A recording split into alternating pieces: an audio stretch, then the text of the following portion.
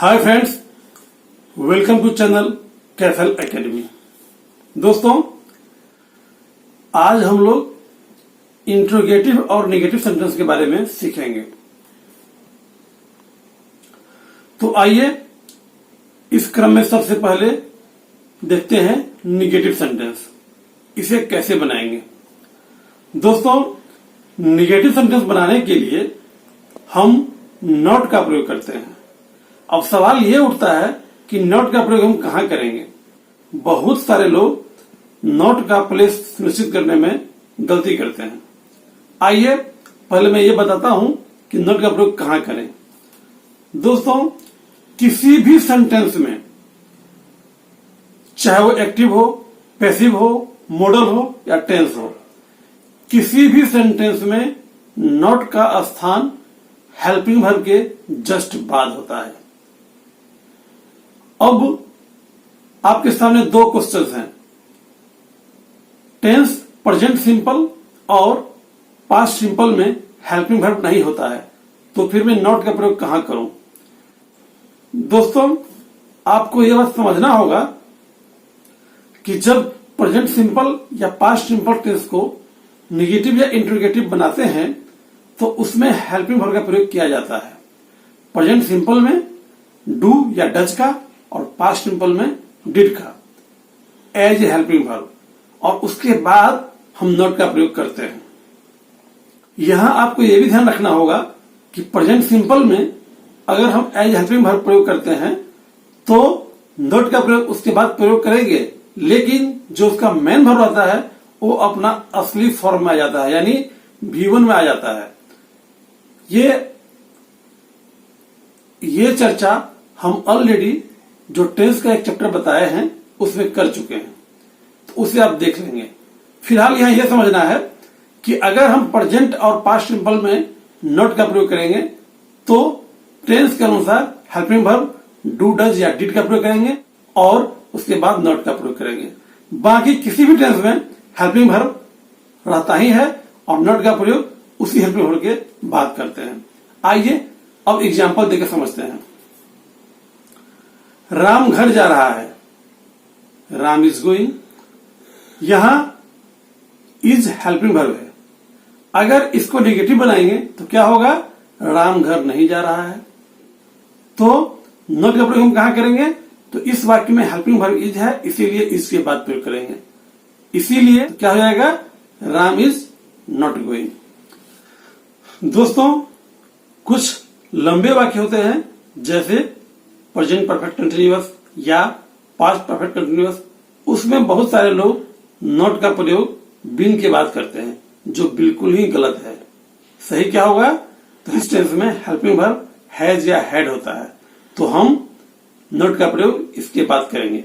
देखिए एग्जांपल से, राम 4 दिनों से यह किताब पढ़ रहा है। Ram has been reading this book for 4 days। ये था पॉजिटिव।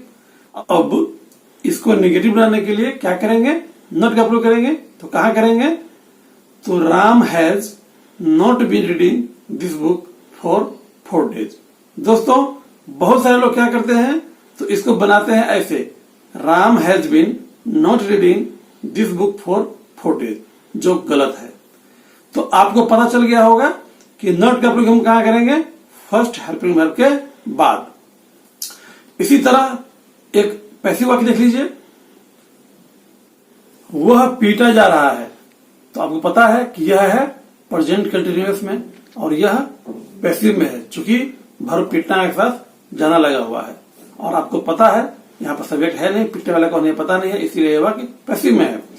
तो इसको कैसे बनाएंगे, ही इज बीइंग बीटेन।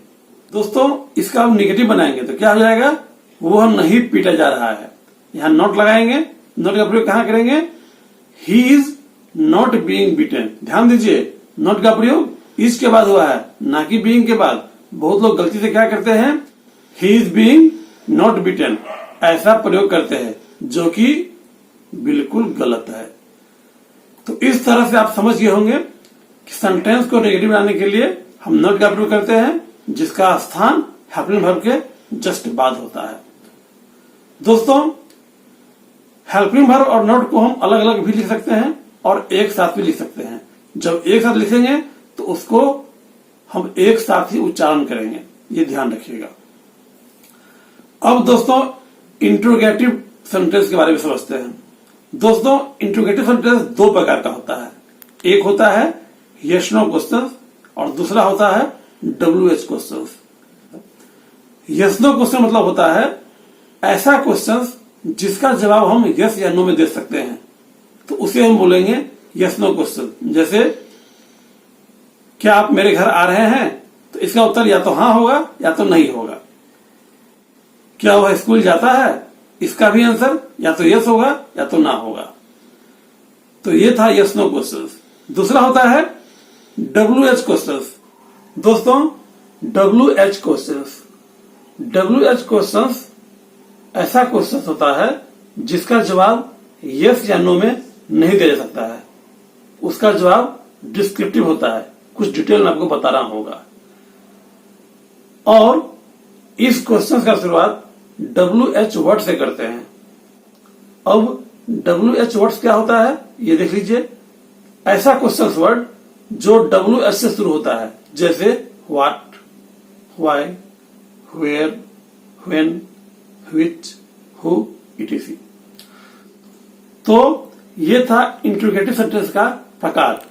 अब इसको कैसे बनाएंगे, इसका स्ट्रक्चर क्या होता है। दोस्तों यस नो क्वेश्चन बनाने के लिए हम उस सेंटेंस का हेल्पिंग वर्ब सब्जेक्ट से पहले रख देते हैं और कुछ नहीं करना है। ठीक उसी प्रकार जब WH क्वेश्चन होता है तो पहले WH वर्ड, उसके बाद हेल्पिंग वर्ब, फिर सब्जेक्ट। अर्थात जो स्ट्रक्चर यस नो क्वेश्चन का है उसमें उसके पहले यानी उसके पीछे WH वर्ड का प्रयोग कर देंगे तो हो जाएगा WH क्वेश्चन। अब एक स्ट्रक्चर देख लीजिए। वह जा रहा है, यह पॉजिटिव सेंटेंस है, क्या हो जाएगा ही इज गोइंग। अब इसी वाक्य को इंट्रोगेटिव बनाते हैं दोनों तरीके से। पहले यस नो क्वेश्चन, तो क्या हो जाएगा, मैं अभी बताया था हेल्पिंग वर्ब का प्रयोग सब्जेक्ट से पहले कर देंगे तो क्या हो जाएगा इज ही गोइंग। दोस्तों इसमें अगर हम WH वर्ड लगा देते हैं तो क्या हो जाएगा, कोई भी वर्ड लगाते हैं। सपोज वेयर का प्रयोग करते हैं यानी कहां का, वह कहां जा रहा है, तो क्या हो जाएगा वेयर इज ही गोइंग।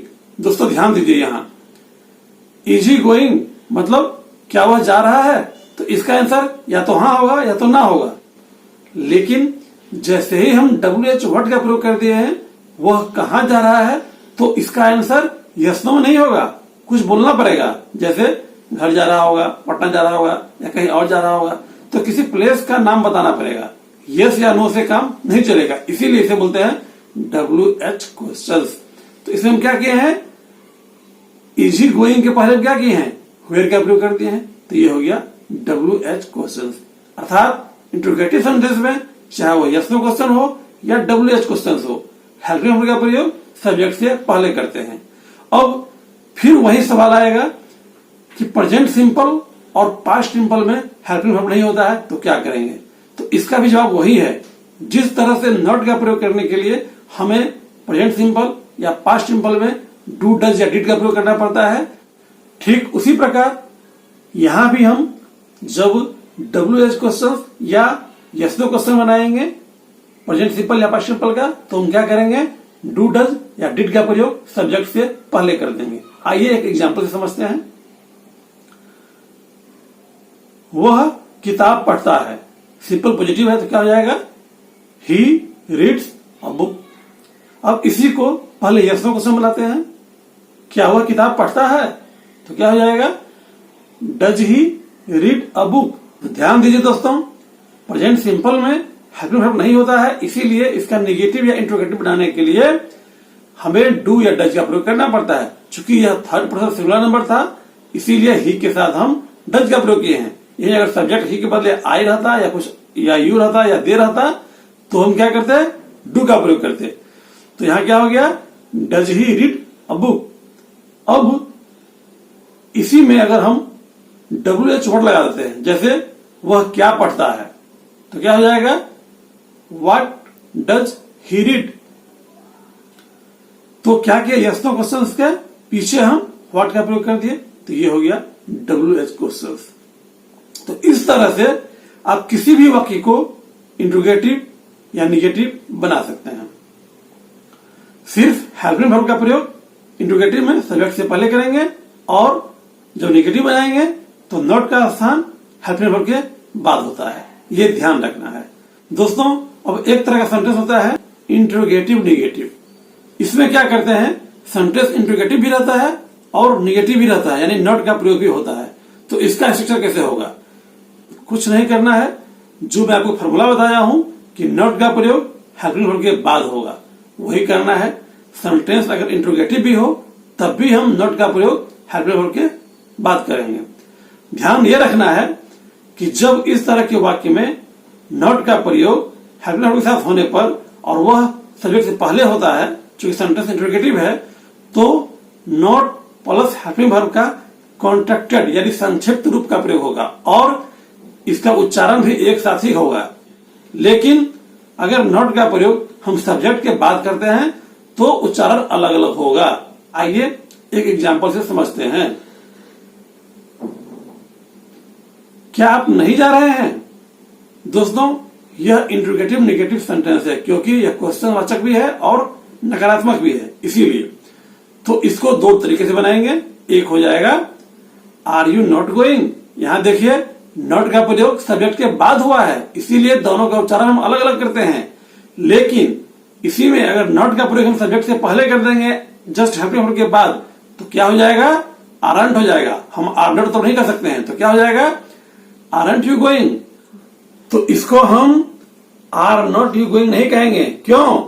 क्योंकि नॉट का प्रयोग सब्जेक्ट से पहले आर के साथ हो रहा है, इसीलिए इसका संक्षिप्त रूप का ही प्रयोग होगा और उच्चारण भी एक साथ ही होगा। तो क्या हो जाएगा, आरंट यू गोइंग। हम इसको आर नॉट यू गोइंग नहीं कहेंगे, ये गलत हो जाएगा। एक और एग्जांपल देखते हैं। तुम क्यों नहीं जाते हो? दोस्तों, यह इंट्रोगेटिव निगेटिव सेंटेंस है। यहां पर हेल्पिंग वर्ब का प्रयोग सब्जेक्ट से पहले होगा और नॉट का भी प्रयोग करना पड़ेगा। तो जब सेंटेंस इंट्रोगेटिव निगेटिव होता है तो नॉट का प्रयोग दो तरीके से होता है, एक सब्जेक्ट से पहले हेल्पिंग वर्ब के साथ और एक सब्जेक्ट के बाद। लेकिन अंतर यह है कि जब इसका प्रयोग सब्जेक्ट से पहले हेल्पिंग वर्ब के साथ होता है तो इसका उच्चारण एक साथ होता है और इसका संक्षिप्त रूप लिखा जाता है। लेकिन अगर नॉट का प्रयोग सब्जेक्ट के बाद होगा तो इसका उच्चारण भी अलग अलग होगा और लिखाएगा भी अलग अलग। तो क्या हो जाएगा, why do you not go. दोनों में अंतर समझिए। नॉट का प्रयोग सब्जेक्ट से पहले तो वाई डोंट यू गो, और अगर नॉट का प्रयोग सब्जेक्ट के बाद तो वाई डू नॉट गो। तो ये अंतर होता है। तो दोस्तों, ये फार्मूला, ये ट्रिक हर वाक्य पर लागू होगा, चाहे वो वाक्य मॉडल हो या एक्टिव हो या पैसिव हो या किसी भी तरह का वाक्य हो। अगले वीडियो में कुछ नए टॉपिक के साथ मैं फिर से आऊंगा। तब तक के लिए बाय।